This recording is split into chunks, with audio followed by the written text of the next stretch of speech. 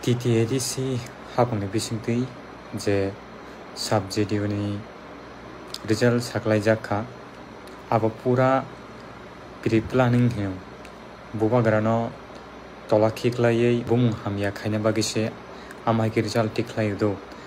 sekango baba haino mane borongni bisingo kaisa gutala eba fraud borok tongo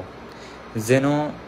bubagrano mung hamya khlaiयै tipra sarokno bubagrani phasingo nasilmung riui bubagra bai chalinani nai tongmani abonaro wansuknai di tamni hingkai bubagra bai chingno chalnani bagai baba hai planning khai tongo inke aje sabuk lai tong abona daki tiklaina nani nangthai klaio abonang joto lukaron sanamu chungo je subject je result nokhormani